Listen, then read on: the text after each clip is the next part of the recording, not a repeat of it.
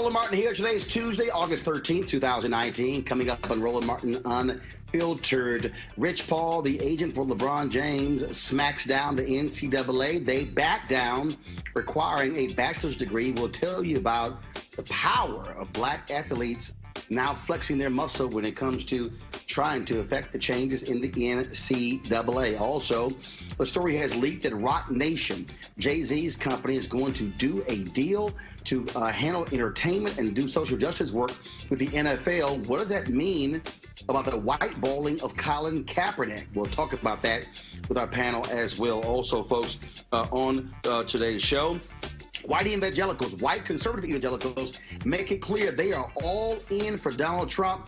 I have been warning you not to trust them.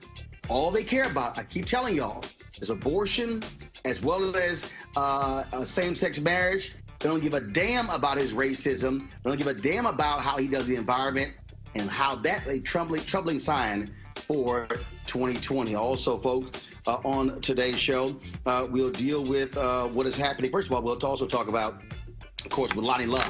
Had a chance to catch up with her at Essence Festival. What's happening with The Real and other things she's involved in. Folks, we got a jam-packed show. Oh, it's time to bring the funk on Roland Martin Unfiltered. Let's go. He's got it. Whatever the miss, he's on it. Whatever it is, he's got the scoop, the fact, the find. And when it breaks, he's right on time. And it's rolling. Best believe he's knowing. Putting it down from sports to news to politics. With entertainment just for kicks, he's rolling. It's Uncle Roro, y'all. It's Roland Martin, yeah. Rolling with Roland now. He's funk, he's fresh, he's real, the best, you know he's Roland Martin now.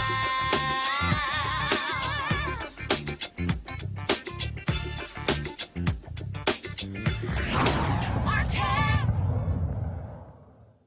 On this show, we also talk about the power of the black athlete, especially in the NBA. Well, we had just saw that this week. When the NCAA announced that they had a new certification process for agents to represent players who leave early. They require a 4-year bachelor's degree.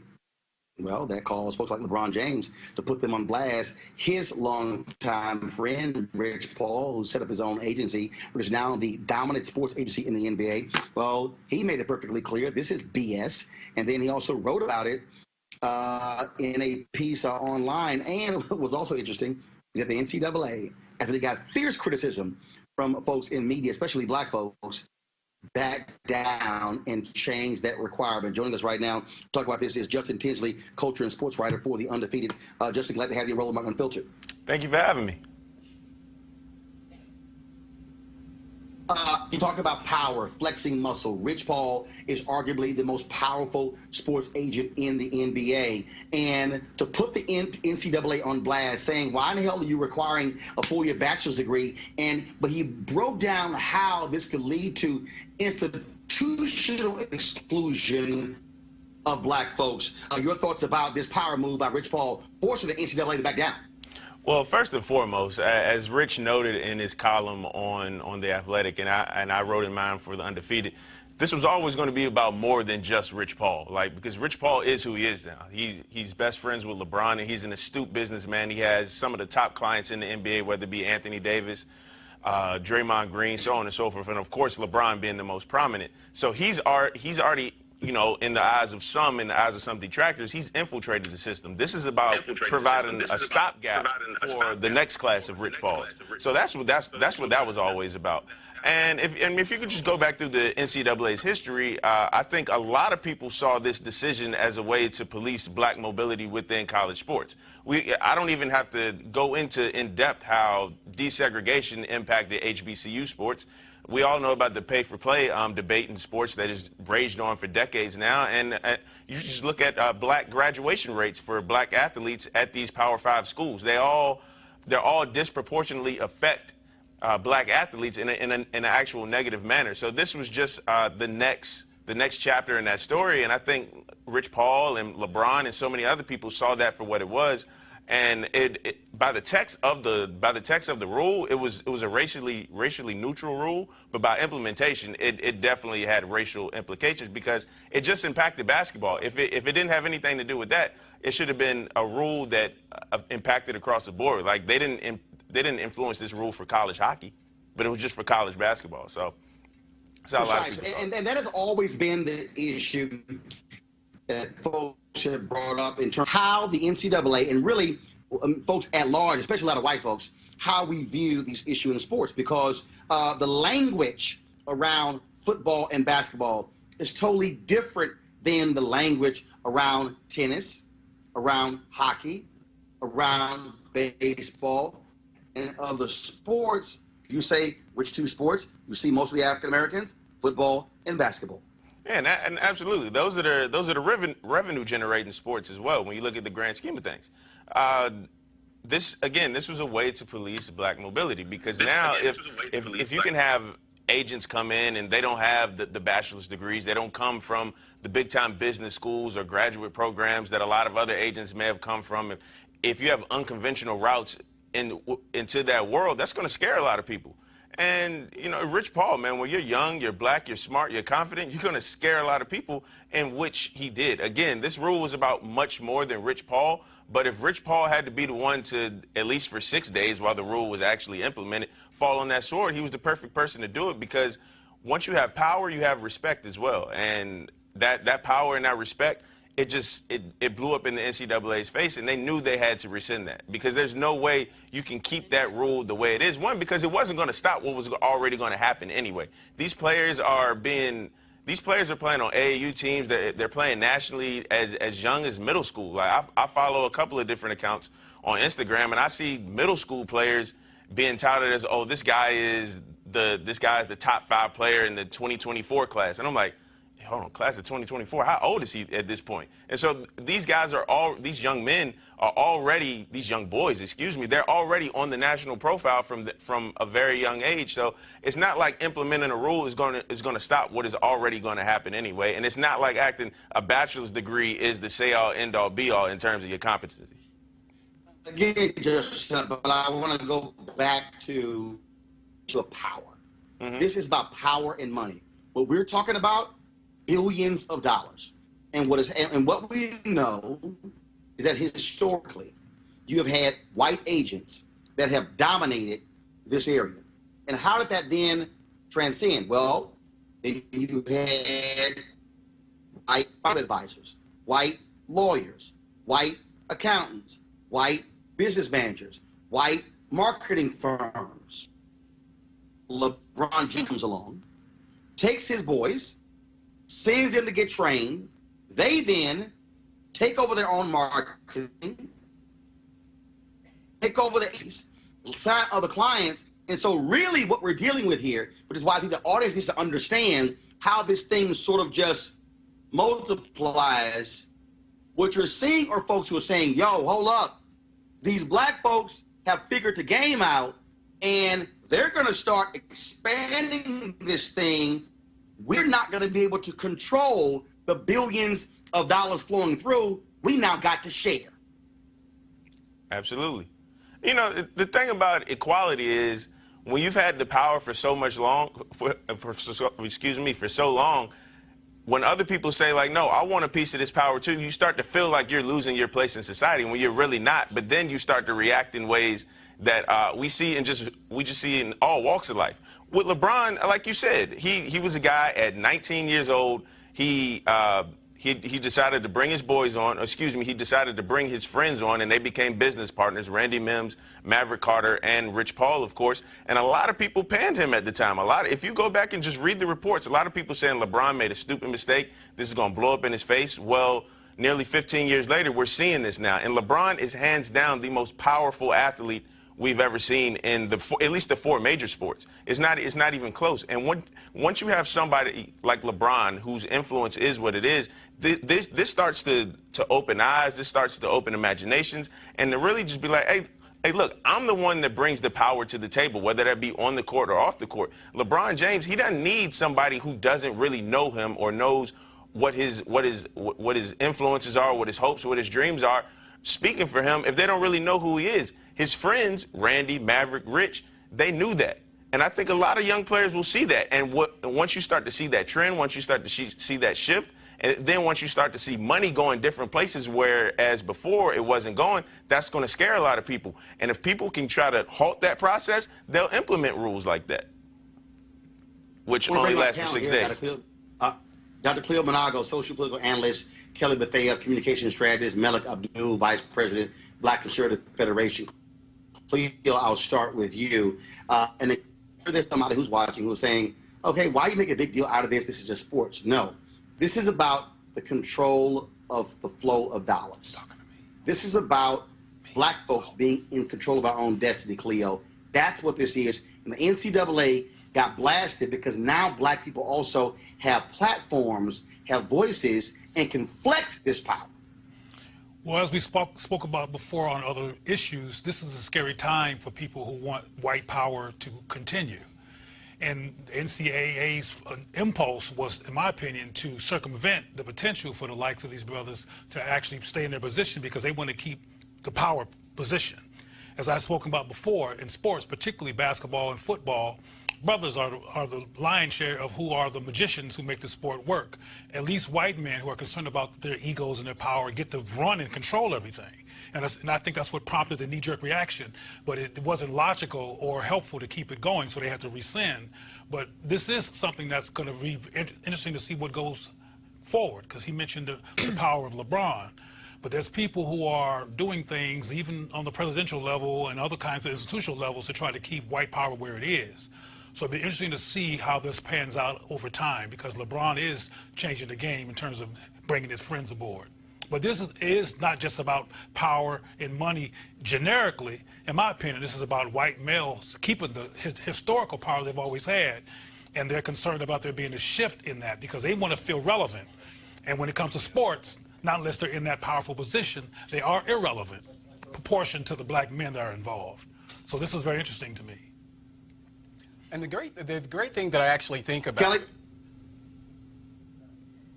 Yeah, so I'm sorry, Roland. Yeah, the great thing that I actually think about this, you know, as a huge LeBron James fan, you know, he's doing more than just shutting up and dribbling. You know, he's actually creating a system where people can actually come together, and especially we're talking about black athletes. You know, for LeBron to actually lead this effort, I think that the opportunities from here are endless. When I first heard about this, before they rescinded it, I thought to myself, I was thinking about, it's a little different, but I was thinking about employment law, you know, where this thing is called disparate impact. You know, it's not necessarily, you know, sign out and, you know, documented as far as it being race related, but the impact of that, of course, those of us who are actually felt by those type of racial policies, if you will. So when I heard that they actually rescinded it, I said to myself, LeBron is once again changing the game. And this is what he's done in so many instances. But I think that this is actually giving power to our sports industry across the board. You know, I would love to see something like this continue where they're not just talking about, you know, this is not even a protest. You know, so I'll be interested to see how people respond to it, because this is not a protest. This is about someone like LeBron James using his power to influence the narrative around NCAA and other issues. So I look forward to it, and I think it's a great thing. I honestly think it's a great thing. Kelly, go ahead. No, I agree with my panelists here. When Paul mentioned that he didn't know the exact term for such a policy, it really is institutional racism at its finest and in its infancy. Again, this is a niche industry and institution in which it's only applicable to basketball. It didn't even apply to any of the other sports that other black athletes could also be a part of, like tennis, like even football. But they knew that NCAA regarding basketball, there's more black people in that arena and more black people will be affected by this new policy. But it is definitely institutional racism. I'm glad that Rich Paul called it out, and I'm glad that, you know, they rescinded it. I still don't like how they rescinded it in terms of what the new policy is now. Basically, they're saying that, oh, you're okay if the NBA accepts you, et cetera, et cetera. They're still trying to control the narrative and controlling the power, but I think that, you know, this is a start in terms of rescinding the obviously institutional racist policy. Go to our next story. That is today's story leaked that Rock Nation is signing a deal with the NFL to handle entertainment for the network, as well as involving them on social justice issues. There's going to be a news conference tomorrow at Rock Nation in New York City, where Jay-Z will be there to talk about this deal and explain exactly what's going on. It has raised a lot of questions for people because, of course, Jay-Z primarily he never said it publicly that he would not perform at halftime for the NFL, but he, of course, has talked as sent word others not to do so as well. Justin, you're still there. I want to bring you in on this here. We don't know the full details of this. We don't know if Colin Kaepernick was informed about it. We still know that he is being whiteballed by the NFL, has not been signed by any team. He posted a video last week where he showed him getting up at 5 a.m., 5 days a week, still working out. Are you surprised by this Rock Nation announcement, even this leak? Again, we'll hear more tomorrow, but are you surprised with all of the energy that was around entertainers, not Rihanna and others, not one for the NFL, Colin Kaepernick, that the NFL would sign this deal with Jay-Z's Rock Nation? Yeah, I mean, I can't lie to you. When the news broke today, I was like a lot of people. I was like, this is interesting. Because, you know, just a couple of months ago, it was reported that Jay-Z was telling Travis Scott not to perform at halftime. And Jay-Z's even gone on record on the song Ape. I can't say the other word. But, you know, it was a Grammy-nominated. Yes, you can. Oh, I can? Oh, yeah, okay. Well, I didn't know. This is my first time on here. The song is called Ape Shit. And on the song, he said, I don't have to perform at the Super Bowl. You need me, I don't need you. Tell the NFL we in stadiums too. And now you have this partnership with the NFL. Yeah, it did strike me as odd, but Jay, if it's one thing I know about Jay, he's a very astute businessman. He's very calculated, and I think he understands his image, at least in terms of just this discussion right now. Now, of course, when you put the pieces together, he's a part of the Reform Council with Meek Mill in terms of criminal justice reform, and Bob Kraft, the New England Patriots owner, is on there. And then, like you said, the Colin Kaepernick video came out last week, and then this story comes out now. It strikes me as odd, but it's also one of those type of things where I want to see how everything else plays out before I really try to form a full opinion on it, because he's as calculated as they come, and I don't think all the pieces of this puzzle have really been laid out on the table yet. Well, you know, obviously we won't know until the news conference tomorrow, again, taking place at noon Eastern. And, you know, I had posted on my social media accounts that I was going to speak to this. And then the folks at Rock Nation did reach out to me. And we had a conversation off the record. But a news conference tomorrow. And I do want to hear more details as well, because, again, there are African-Americans out there who still are boycotting the NFL. Also, Cleo, I want to hear from Colin Kaepernick. I think that Colin Kaepernick has not done, I don't think he's actually done an interview in 3 years. I do believe that also, not necessarily just tied to this, I also believe that Colin Kaepernick needs to come out and speak. That Colin Kaepernick needs to sit down and do one or two or three interviews, sharing his thoughts present day, talking about, you know, the whiteballing. He's interested in still playing because, again, there are people out there, Cleo, who I've talked to, people I know very well, who are like, okay, are we still boycotting? Are we not watching the NFL? Are we not winning? What are we doing? Like, what's the direction? Remember, the Super Bowl was in Atlanta last year. Bernice King and the King Center got lots of criticism for participating in the coin toss in the NFL. You had people who were criticizing Jermaine Dupri as well. And it's sort of like, you know, where is this movement, if you will? Is it even still there when it comes to backing Colin Kaepernick, who took a knee to protest police brutality? Your thoughts? Well, honestly, I don't know much about what Jay-Z has just done with Rock Nation. Well, again, now, first of all, he owns Rock Nation. Okay. The bottom line is the story. But here's the deal, Cleo. The story leaked today. Sure. Okay, so there are scant details. Right. Well, the announcement will take place tomorrow, where there'll be a news conference where Jay-Z will be there. Folks will have an opportunity to ask him questions. Okay, though I don't know much about the Rock Nation issue, I do know about what you're saying in terms of people wondering what is Kaepernick's contemporary perspective. What's going on with him now?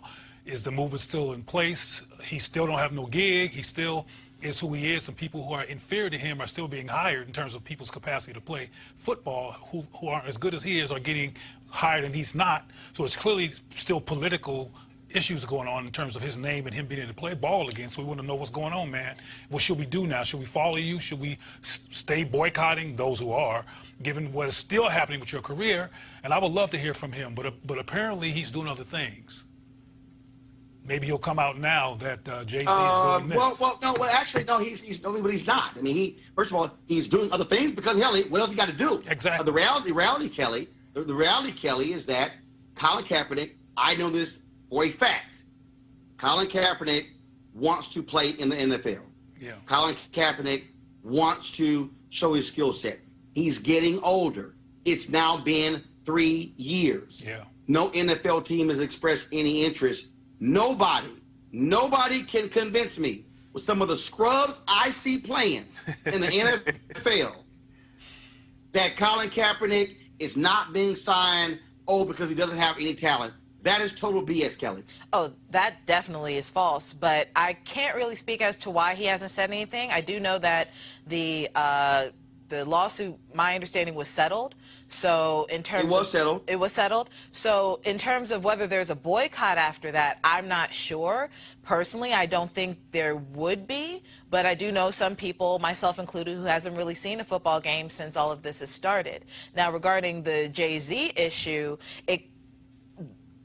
given that he is a businessman, and I've seen, some things about him and Beyonce, frankly, they do some things and it doesn't make sense at its inception, but then when everything is laid out on the table and you see the big picture, it makes a lot of sense. So for a perfect example, Beyonce for Coachella was actually given less money up front than Ariana Grande, and a lot of people are upset about that, but then it was revealed... No. Hold. That was a report that was never confirmed, and folks at Live Nation came out later and said there was no higher payment for Ariana Grande and Beyonce, but so that was a report, again, that was never confirmed. That was a rumor. Okay, well, even if it were true, the backlash from that was great. But at the end of the day, she still got the Netflix deal. She was still able to sell her stuff on Netflix, and we saw like the big picture of what that plan was between Coachella, the documentary, the album to come after. So with Jay-Z, maybe he was telling people not to perform because of this pending situation with the NFL. I'm not sure, but I am interested to see what comes of this tomorrow. Donald Trump, I think it was a few days ago, actually commented, interesting, where he had the nerve to say, well, if Colin Kaepernick is good enough to play, then a team should sign him. Yes. Whatever. Trump said that? Yes, he absolutely said it, and I agree with him. It was a great thing for him to say. To the issue, I just had 2 points. First of all, it was a great thing to say after calling him a son of a bitch and trashing him all last year. Yeah, I got you. Sure, but I'm glad he actually cleared the air and said what he said. This is an election coming. The 2 points that I would make, actually to piggyback on what Justin said, my initial reaction when I first heard this story, I thought about Jay-Z and the Travis Scott situation during the Super Bowl, and I said, well, this sounds pretty convenient. Now you're going to actually work with the NFL, and Colin Kaepernick is still not playing. The second part of that is what you were asking about whether or not Colin is going to do an interview. This is one of the things that has actually bothered me about the whole protest at all, because we typically never heard from Colin at all. We heard from a lot of people. We heard from a lot of people who may have had conversations with Colin, and I just think, just from a communications point of view, I wish he had had PR people to actually work with him to articulate what his points of view were, but we didn't have that. Stop. First of all, you're making assumptions. First and foremost, you're wrong. He has had PR people. He has communicated through his social media. Let me finish. He is a naturally quiet, shy person. Mm-hmm. He has released videos. Justin, he has spoken. It's not in his nature to do interview here and here and here and here and here. I've reached out to him. First of all, I've talked to him directly, okay, offline, phone calls, text messages. But it's not his nature to have a news conference. When he was playing in the league, he was asked questions. Remember, he never came out and said, I'm sitting down. No, what happened was an NFL reporter noticed a couple of games where he was sitting down. Yep. Then that's when it became public.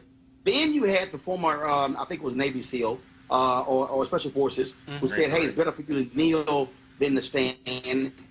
And Nate stood next to him. So you actually had that taking place. It's just he's decided. Not that he doesn't have any expertise. Folks have talked to him. I know this for a fact.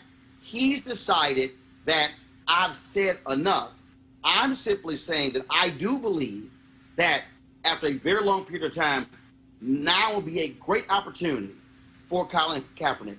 I don't care if it was me or somebody else to simply sit down and share his thoughts. Here we are 3 years later, settlement is taking place, all these things happen. It'll be great for folks to hear now from Colin Kaepernick. And that's my thoughts. Malik, and then Justice, then I'm closing this segment out. Yeah, you know, I get your point, and I do think that he actually should say something. What I also believe is that he should have said something a while ago. I think this has kind of gone on now. I don't think that Colin would ever actually play in the NFL again. I don't think that a team will pick him up. But I think if he had actually, beyond social media and conversations that he had privately, if he was public and actually talking about these things, I think it would have actually personalized it more in ways than what it has been with just this kind of impersonal social media conversations. I think that if he had actually led the charge, and he doesn't have to, you know, every day talk about this, but I think if he had actually taken the effort to have a sit-down interview with someone safe, you know, to really kind of go through and let people hear from him as opposed to either his girlfriend or other people, I think that may have helped him. I think not doing that did not help him as much as it could. Justin, just a final word here. Bottom line is this here. Yeah, I think the point is Colin Kaepernick could have talked to, he was blue in the face. The white NFL owners were not going to sign Colin Kaepernick, and that's why he is still whiteballed. I mean, I think from the moment the president of the United States called him a son of a bitch, that pretty much like sealed his career right there, because the power structure in the NFL is way more pro-Trump than it is pro-Kaepernick. And that's just the point. Just to piggyback off this discussion, when Colin was going through his protest, even when he was being whiteballed after his last season with the 49ers, I think people were cool with him not saying a lot, at least publicly, because they understood what the end goal was. The end goal was like, all right, he's either got to get signed to a team or you got to take the NFL to trial, take him to task. And now that this, you know, this collusion case has been settled and pushed to the back burner, a lot of people are still wondering, okay, well, what are we doing now? A lot of people are looking to him for answers. Like, do I watch football now? Because I'm of the belief, I think Colin Kaepernick still watches the NFL. One of his best friends is Kenny Stills. And we saw what he had to say about Kenny Stills and the Miami Dolphins owner, Stephen Ross. So I do think right now would be a great time for him to speak. Again, he doesn't have to go on a media blitz tour, do 30 interviews in 30 days, but I do think 1 or 2 really well-placed interviews to just really tap into his mind and see what he's thinking would help a lot of people out, because I know a lot of people, specifically black people, are still confused about whether they feel comfortable watching the NFL right now. But what's not confusing is why he just doesn't have a gig. What's not confusing at all is why he has not been hired by another football team. It's because of racism. Straight up racism, right. And because he stepped up for black people. And we need to keep that in mind, those of us who are still messing with the NFL despite the fact that they're racist. All right, Justin Tinsley, theundefeated.com. I appreciate it, man. Thanks a lot. Thank you. All right, folks, Trump got overwhelming support from white evangelicals in 2016, winning a higher percentage than George W. Bush, John McCain, or Mitt Romney. According to a 2019 Pew Research poll, their support continues. Almost 70% of white evangelicals approve of Trump's performance in office. Some of the things they approve of: he acts like a bully, but is fighting for them. He sees America like they do, a menacing place where white Christians feel mocked and threatened for their beliefs. And he's against abortion and gay rights, and has the economy humming to boot. Now, that's all based on the story in the Washington Post. And it was really interesting reading this story, Kelly, because I'm reading this story and you're seeing these comments like, yeah, basically we can excuse the racist stuff. Yeah, okay, he cheated left and right, the porn stars and everything, but the quote from Ralph Reed was hilarious. This, well, everyone has moral failings. The extent the white conservative evangelicals are going to make excuses for Donald Trump, I kept telling everybody, white conservative evangelicals don't give a damn about racism. They don't care about the economy.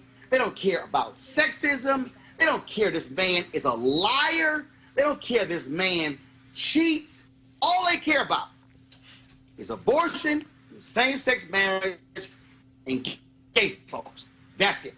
And I would take it a step further. I would say that they don't even care about Christ, because if Christ were to come down today and look for his most devout followers, I sincerely doubt that they would be going to a white evangelical church. Because what they're doing is unchristian. What we are seeing right now is just plain racism. It is plain bigotry. It is plain prejudice, but it is not Christian. I am a Christian. I know that you are a minister. We know our Bible. We know our teachings. My wife's a minister. Your wife's the minister. I thought you said you were a minister. I'm sorry. He has a ministry. Oh, he has a ministry. He has a ministry. Is that what it is? This is his ministry here. And even that is fair. Sustained. But you understand my point. We know our Bible. People who are Christian know our Bible. And this is one of those things where you can't point to a verse where they are actually following the red letter Bible to a fault such that Trump actually aligns with it. It doesn't make sense. It doesn't match up, because what they're practicing is not true Christianity. It's bigotry. Have you ever I love this quote here. I love this quote here in this Washington Post article where this guy, so what happened was the Washington Post interviewed 50 white, first of all, they said 50 evangelical Christians. They should have said white, in 3 battleground states, Florida, Pennsylvania, and Wisconsin, to explain why they like Trump. This guy was like, well, quote, you just got to accept the bad with the good. And then when you also go into this story, they talked about, how Obama made them feel so bad because their thoughts on same-sex marriage and abortion. And then here's Ralph Reed, okay, the chair of the Faith and Freedom Coalition. He said, I'm going to fight for you. I'm going to defend you. Then he says he gets it. He knows they're hungry for that.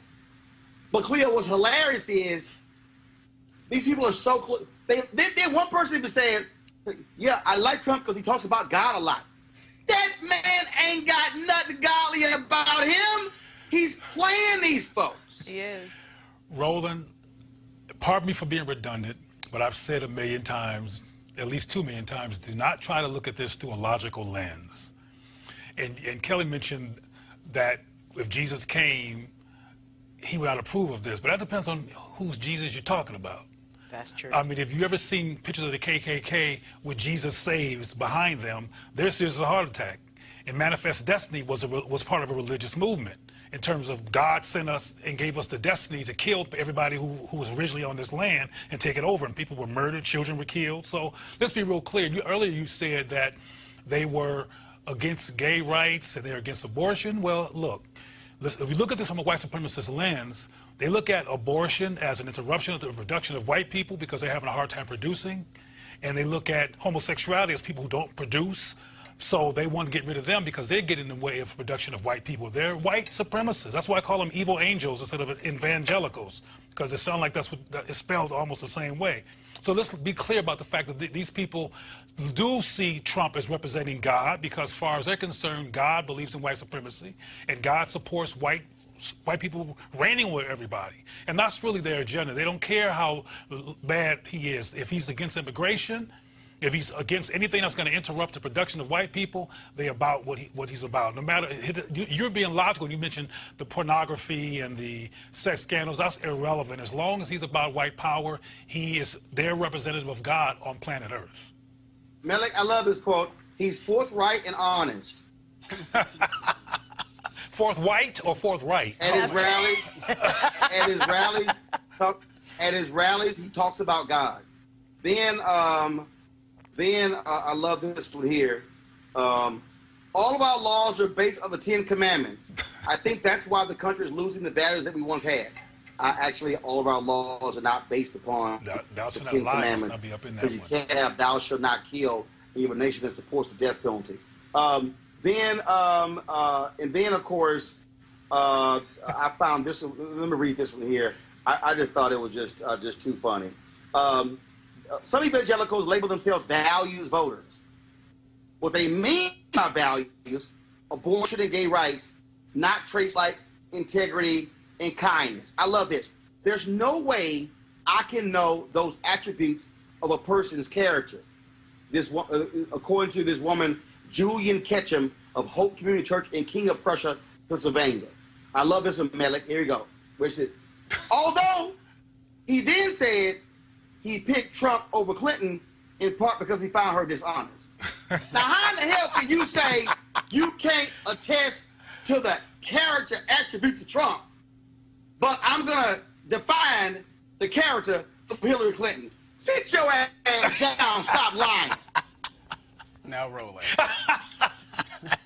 Okay, so here's the thing, and I think it actually is laid out in the article itself. Once you dug in the article, what we're talking about are issues, things that the evangelicals support. I think we would do ourselves a disservice not to acknowledge that there aren't plenty of black evangelicals who are against same-sex marriage, who are pro-life. I can't think of what the other they. But hold up. Let's be clear. There are black evangelicals who do not support same-sex marriage. Yes. Who are pro-life, but who also don't have blinders on, who don't ignore racism, who don't ignore the economy, who don't ignore how undocumented workers are being treated. The problem for these white conservative evangelicals, they don't give a damn about none of that. They don't give a damn about the border. They don't give a damn about his comments in Charlottesville. They don't care about none of that. All they care about, those two issues. Yeah. And so black evangelicals actually have a conscience in saying, I can't just support somebody who lies, and hear white conservative evangelicals say, oh my God, he's so honest. He's forthright. Well, Roland, he speaks the truth. He mentions God. He mentions God at rallies. Oh my goodness. Well, Roland, how can you say this man is godly when he don't act godly? Well, Roland, as someone who actually grew up in those churches where I've heard the fire and brimstone preach, sermons against homosexuality, the idea that this is something that's limited to, now sure, black evangelicals, they may be concerned about other issues, but those are not policy-related issues. I think if we're talking about things That's a lie. But no, No. When you roll back civil rights protections, Melik, in the Department of Education, in Commerce, in HUD, that is a policy issue. No, well, I'm not done.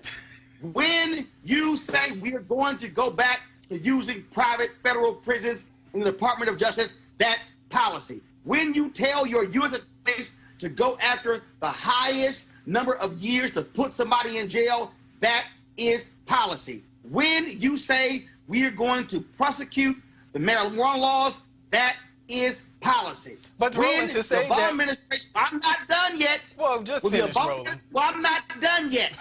With the Obama administration said we support the plaintiffs suing voter ID in Texas because it was racially discriminatory, and the Trump folks came in and said we are going to reverse what the Republicans did. That is policy. Well, Roland, so you can't say black evangelicals are not supporting policy. They are. Well, Roland, those things weren't actually mentioned in the article. So I don't know. Maybe they should have asked him those questions about how they felt about all of those issues, but it just wasn't mentioned in the article. What are you? No, because it wasn't mentioned in the article because the article was about white conservative evangelicals. 50 people. 50 people in a country of how many million? Hundreds of million? 50 people. So we're talking about 50 people. But my point here is that if we're talking about conservative issues... You actually don't believe that the 50 people they talked to in 3 states is not an example of where white conservative evangelicals are in America? Yeah, it's an example of where some of them are. Absolutely. It's an example of where some of them are, but we're still talking about 50 people. But I know just from personal experience, when we're talking about things like same-sex marriage and abortion and all of those issues, that's pretty evangelical. So yes, maybe they should be concerned about some of the other issues that we're concerned about. But to couch this under this notion that somehow that this is how white people feel, I can send you to some churches where black people are actually talking about things like same-sex marriage and abortion. But Malik, you're mixing things up. I came from the black community and know about black churches as well, and I know there's black people who are not evangelicals who have issues with abortion and same-sex marriage. That's a whole other issue. Yep. The other issues that Roland's bringing in is... All right, who on the panel is same-gender loving? I know Cleo is. So Cleo, Malik keep talking about just those 2 issues. But that's what the article talked about, though. No, the article talked about how the article is confirming what I said. Right. All they care about. Yeah, confirmation bias. Yeah, I agree. That's what the article did for you. They don't care about his lies.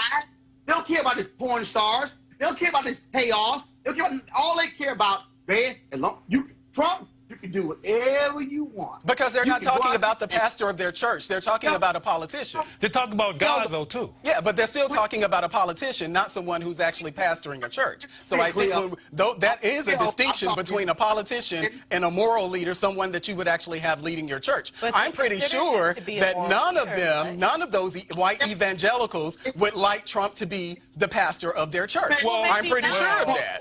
I'm pretty sure of that, but we're going to... Please stop. I am talking. Cleo, I'm going to you. I can't hear you. An article is confirming what I am saying. Right, your confirmation bias. White, Malik, I'm talking. Cleo, I'm going to you.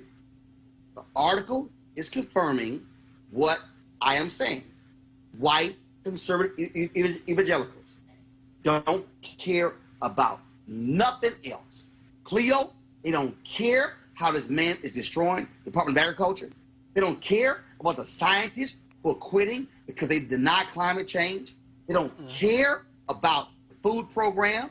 They don't care about the rolling back of environmental laws. They don't care about none of that stuff.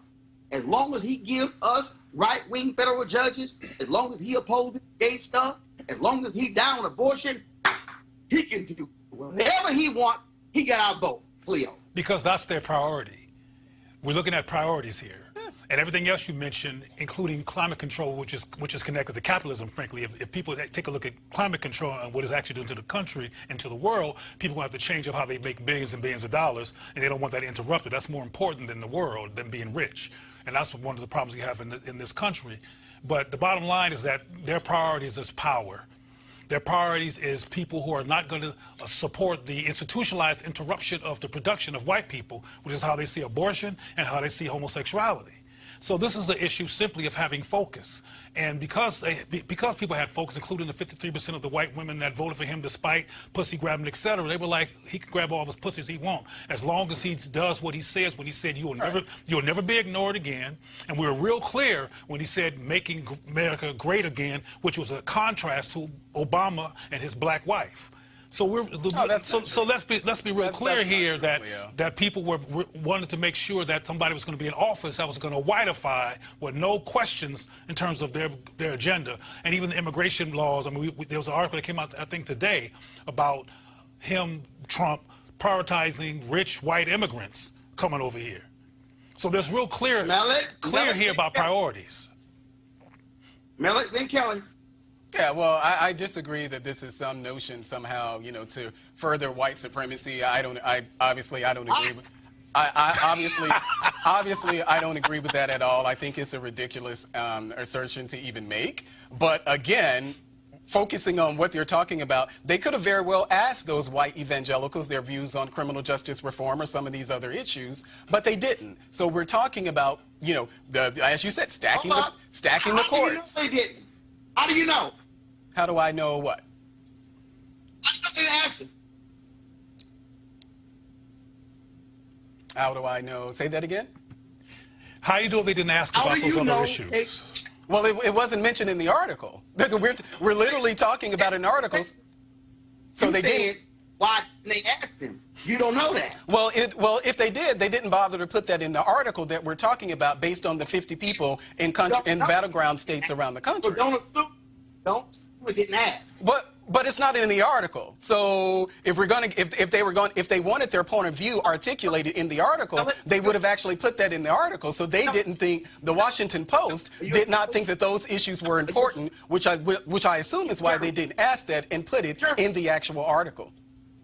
Are you a journalist? Do what? You a journalist, Melly? Oh. Am I a journalist? No, I'm not a journalist. I just read the article. Ever written a news story? No, I haven't. I just know what was in the article. And those things weren't in the articles for a reason. They didn't want it in the article. Melly, I've written thousands of news stories, and guess what? There are times when you don't put everything in an article. Right, but we're talking about things that weren't put in the article. No, they weren't put in the article. Assuming Kelly, your comment. Did he go to me? Yeah, Kelly. Okay. No, I agree with Dr. Cleo here in terms of, you know, white evangelical Christians, I would argue, is, you know, the cornerstone of white supremacy in this country as it stands today. Mm-hmm. You know, they try to use Christ as their rationale and their buffer for their bigotry, but in reality, it's just not Christ-like, period. Not, you know, letting people be as autonomous as they possibly can be, you know, within reason, when we have free will according to what God says. You know, that's not Christian for you to try and control somebody's autonomy. It's not Christian for you to not give out grace and mercy to your fellow neighbor. But is it not Christian to try to survive? I'm sorry. Because white supremacy is a white survival tactic. Correct. So is it a, quote, sin to not do anything you can, scorched earth, whatever, to survive as a people?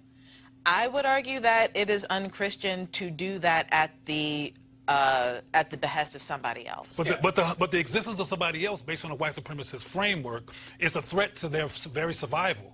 Right. So their very existence is if this country becomes more people of color, quote unquote, is a term that's always used, and they get outnumbered, which means they're genetically, in terms of population, threatened. I mean, this is what Trump meant when he said you'll never be ignored again. He was trying to talk to people who were thinking like that. If they're wanting to survive, is that a sin? Is it a sin? No, but what they're practicing is not the Christianity that I was raised on. It's not the Christianity that Christ actually bestowed upon. And there are a lot of black people who fit that, who aren't Christians. Let me finish. Under that definition. Kelly, please finish. What I'm saying is the Christianity that Dr. Cleo is talking about is Eurocentric, xenophobic Christianity. Mm-hmm. It is not the holistic, universal Christianity that Christ himself actually you know, created his doctrine upon. What you're talking about is something that is actually inherently American. It is inherently xenophobic. It is inherently indigenous to this country. So what's happening right now is something that is, quite frankly, just American. That plenty of black people actually fit that bill. So, well, if we're going to call white evangelicals unchristian, if we're going to call white evangelicals unchristian, then that goes for the black people who are against those same issues as well. You can't pick and choose what's going to be unchristian because it fits your politics. Listen, what I'm not going to do is play the deflection game. That's not a deflection. That's a fact. Article. Excuse me. The article speaks to the reality. That is, what is appealing to white conservative evangelicals about Trump? And what I'm trying to explain to people is, folks need to stop wasting. First of all, Paula White ain't gonna say a damn thing about the racist comments of Trump. Nothing. Ralph Reed, not gonna say jack. Franklin Graham, not gonna say jack. Jeffers, not gonna say jack. All these white sort of evangelicals who've been kissing Trump's butt, not gonna say a damn thing. You know why? Because they don't care about those issues. They don't care. Okay? Because if you actually were prophetic, you would speak to the issue. But you're not. You're partisan. All you care about, you say, Trump, give us federal judges who be against abortion and against anything that's LGBTQ. And they have a right to be concerned about those issues. We're perfectly fine with that. And I'm saying, I'm going to call him out because, because he's not their pastor. You're some fake Christians. I'm going to a break. I'll be back at Roland Martin Unfiltered in just a moment. You want to check out Roland Martin Unfiltered? YouTube.com/Roland S. Martin. Subscribe to our YouTube channel. There's only one daily digital show out here that keeps it black and keep it real. It's Roland Martin Unfiltered. See that name right there? Roland Martin Unfiltered. Like, share, and subscribe to our YouTube channel. That's YouTube.com/Roland S. Martin. And don't forget to turn on your notifications so when we go live, you'll know it.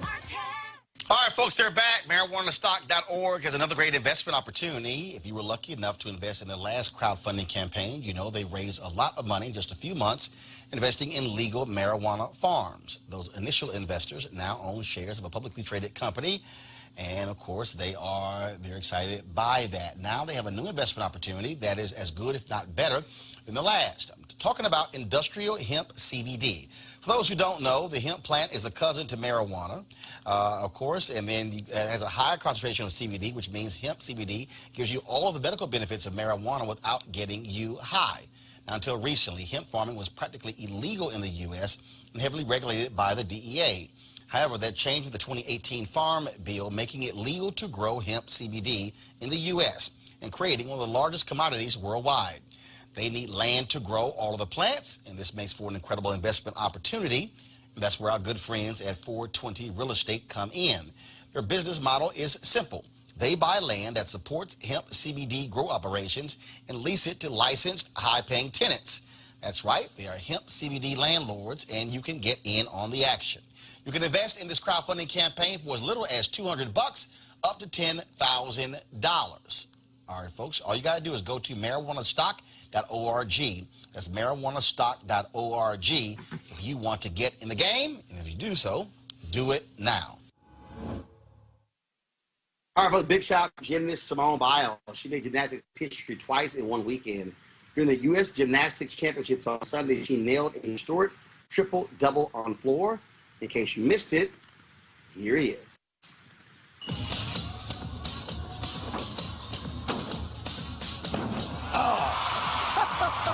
Money! Just keep making history, Simone Biles.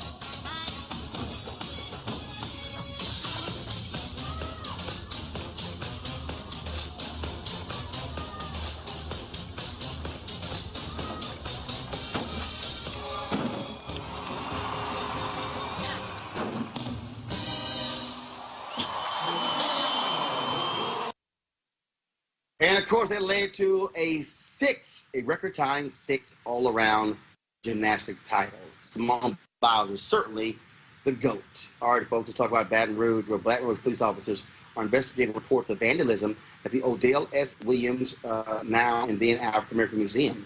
The museum was founded by local community activist Sadie Roberts Joseph in 2001. As we reported, Joseph was found dead in the trunk of her car on July 12th. The museum has been closed since her death. And so we certainly hope that they find who actually did that as well. All right, y'all. You know what time it is.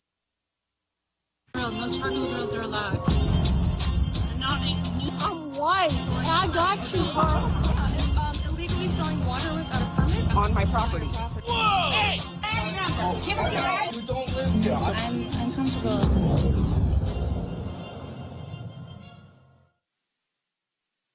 Yo, what is it about the N-word that crazy-ass white people find so fascinating?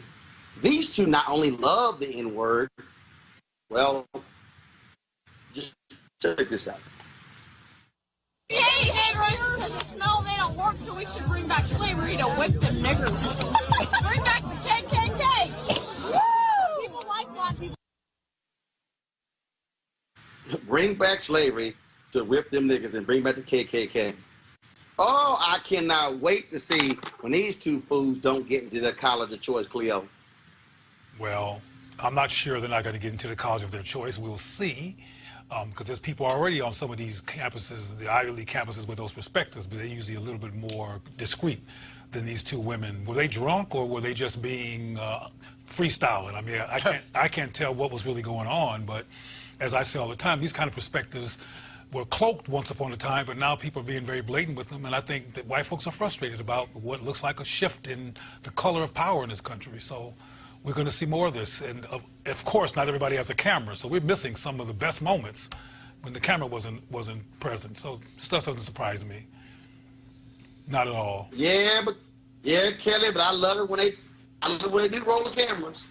I mean, it helps us see exactly who people really are, right? And what's fascinating to me that people don't necessarily mention, but it's there, these are children who obviously got this kind of rhetoric from somebody, maybe a parent, maybe a mentor, but somebody older than them that is within, you know, possibly even my generation. So to say that racism is dead because of Obama, that whole spiel that was happening, you know, between, you know, 2008 and now, basically, you know, it's just not true. It's a bunch of crap. So, you know, once again, teenagers, white teenagers learning how to be racist from somebody who was a racist, and, you know, circle continues.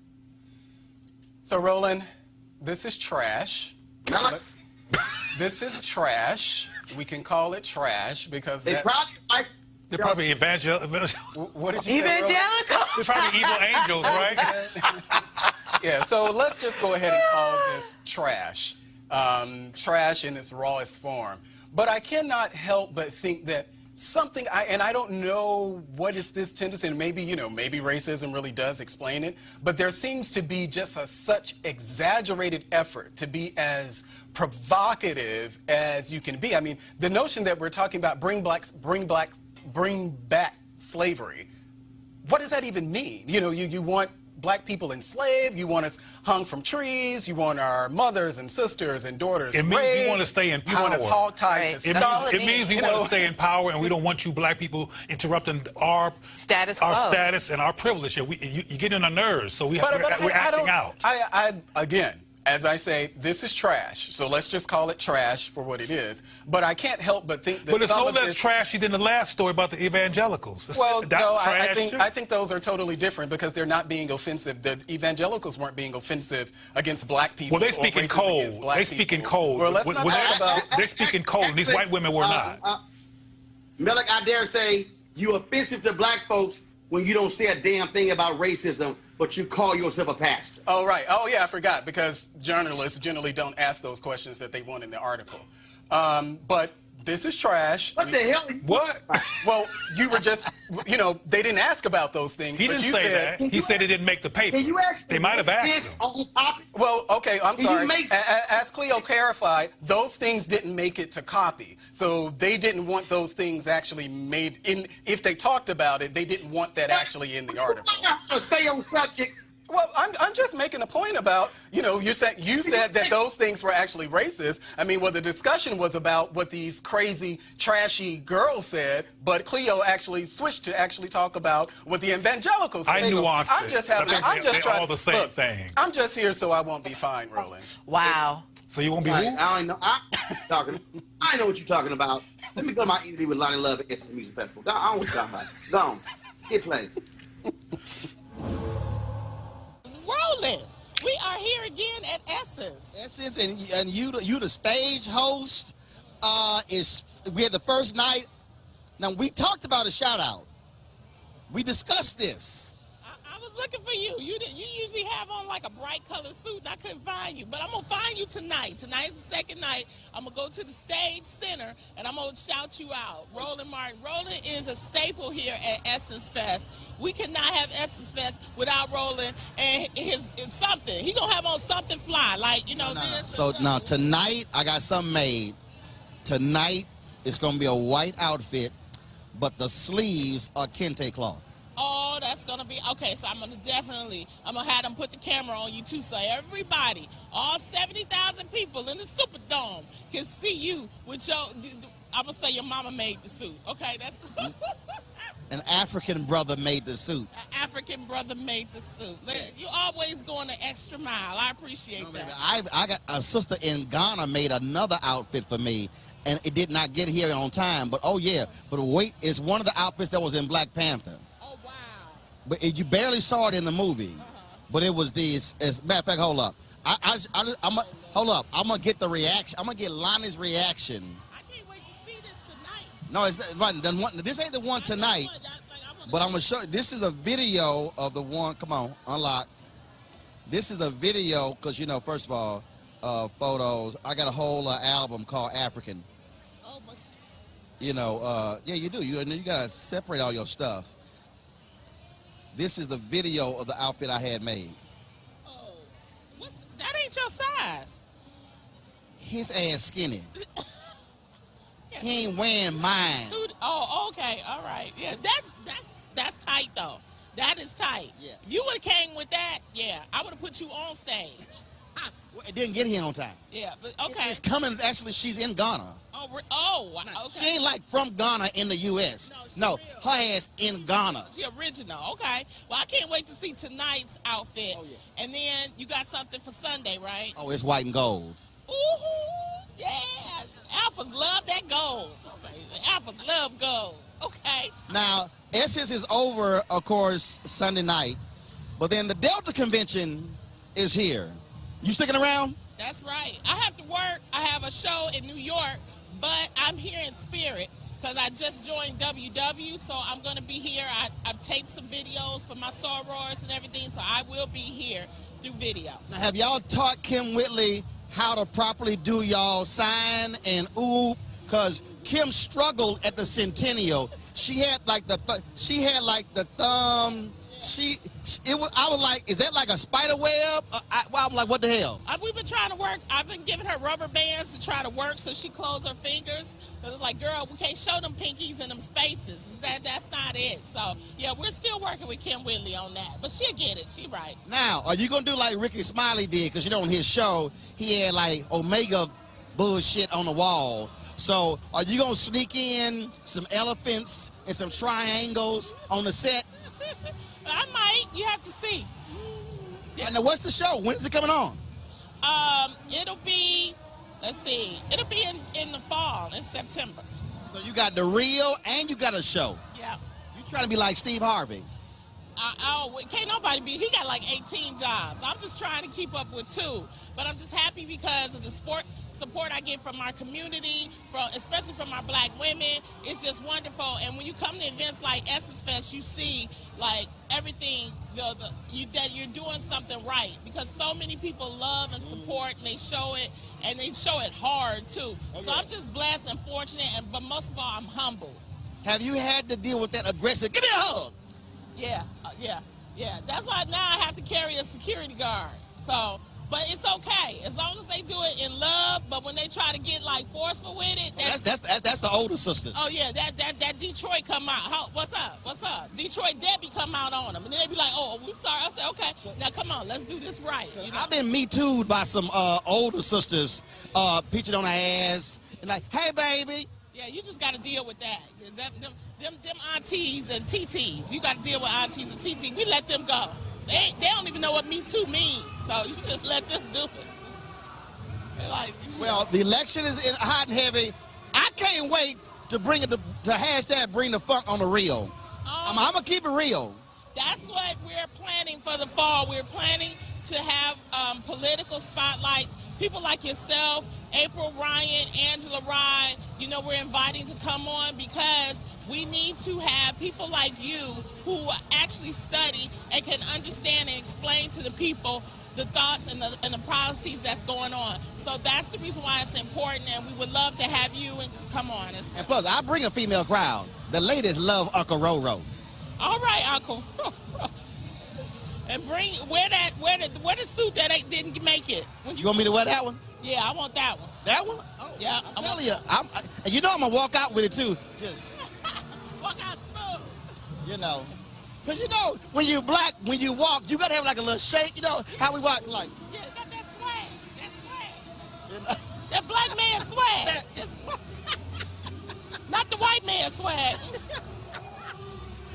You a fool. No, you ain't got no sin. Love you, baby. That line love has no sense whatsoever. I want to thank everybody for joining us. Yesterday, of course, I was in LA for Seth the Entertainers Golf Tournament, raising money for the Boys and Girls Club. Shout out to Sid and the Kyle Family Foundation 7th Annual Golf Tournament. Had a great time there, back in the saddle. So I'll see you guys tomorrow from D.C. I want to thank our panel, Cleo, Kelly, and Melek. Thanks a lot. And I'll see you guys tomorrow right here. Don't forget to support Roland Martin Unfiltered by joining our Bring the Funk Fan Club. Every dollar you give goes to support this show and the work that we do. Go to RolandMartinUnfiltered.com. You can use Square, PayPal, or even Cash App. All of them work. If you want to mail a check, we'll take those as well. Make it a cashier's check or money order because they ain't trying to deal with no hot checks. All right, y'all. I got to go. Holla!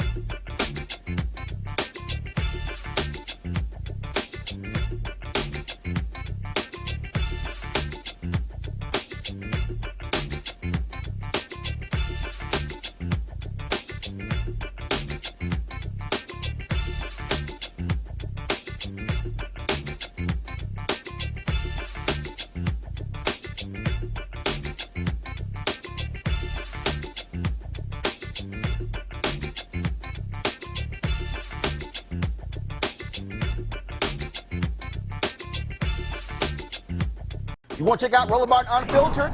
YouTube.com/Roland S. Martin. And subscribe to our YouTube channel. There's only one daily digital show out here that keeps it black and keep it real. It's Roland Martin Unfiltered. See that name right there? Roland Martin Unfiltered. Like, share, and subscribe to our YouTube channel. That's YouTube.com/Roland S. Martin. And don't forget to turn on your notifications so when we go live, you'll know it. You want to support Roland Martin Unfiltered? Be sure to join our Bring the Funk fan club. Every dollar that you give to us supports our daily digital show. There's only one daily digital show out here that keeps it black and keep it real. It's Roland Martin Unfiltered. Support the Roland Martin Unfiltered daily digital show by going to RolandMartinUnfiltered.com. Our goal is to get 20,000 of our fans contributing $50 each for the whole year. You can make this possible. RolandMartinUnfiltered.com. Hey everybody, this is Sherry Shepherd. You're watching Roland Martin Unfiltered, and while he's doing Unfiltered, I'm practicing the wobble. Yes, I am. Because Roland Martin's the one, he will do it backwards, he will do it on the side. He messes everybody up when he gets into the wobble, because he doesn't know how to do it, so he does it backwards. And it messes me up every single time. So, I'm working on it. I got it. You got Roland Martin. Hi, my name is LaToya Luckett, and you're watching Roland Martin Unfiltered. What's going on, everybody? It's your boy Mac Wiles, and you are watching Roland Martin Unfiltered. What's up, y'all? It's Ryan Destiny, and you're watching Roland Martin Unfiltered. What up, Lana Well, and you are watching Roland Martin Unfiltered.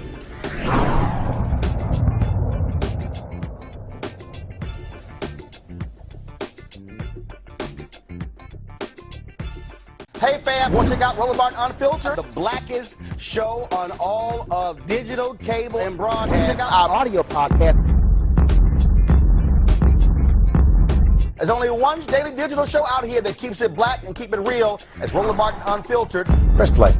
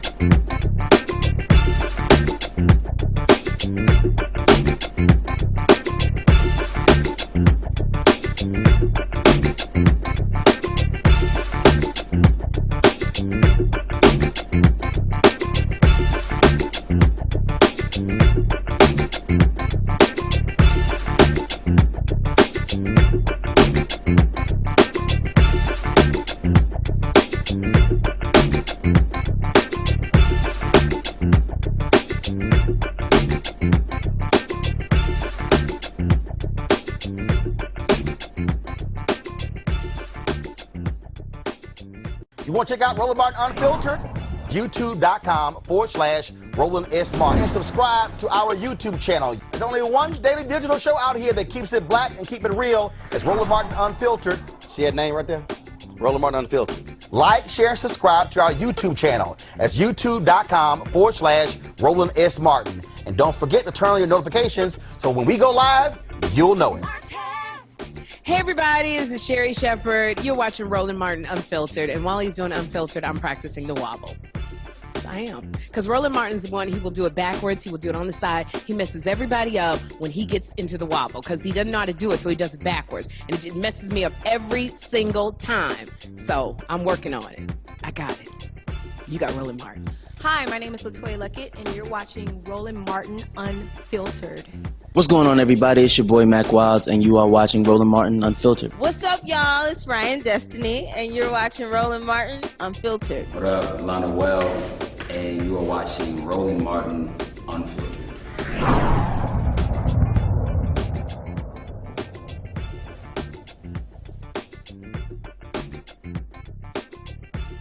You want to support Roland Martin Unfiltered? Be sure to join our Bring the Funk fan club. Every dollar that you give to us supports our daily digital show. There's only one daily digital show out here that keeps it black and keep it real. As Roland Martin Unfiltered. Support the Roland Martin Unfiltered daily digital show by going to RolandMartinUnfiltered.com. Our goal is to get 20,000 of our fans contributing $50 each for the whole year. You can make this possible. RolandMartinUnfiltered.com. Hey fam, want to check out Roland Martin Unfiltered? The blackest show on all of digital, cable, and broadcast. Check out our audio podcast. There's only one daily digital show out here that keeps it black and keep it real. It's Roland Martin Unfiltered. Press play.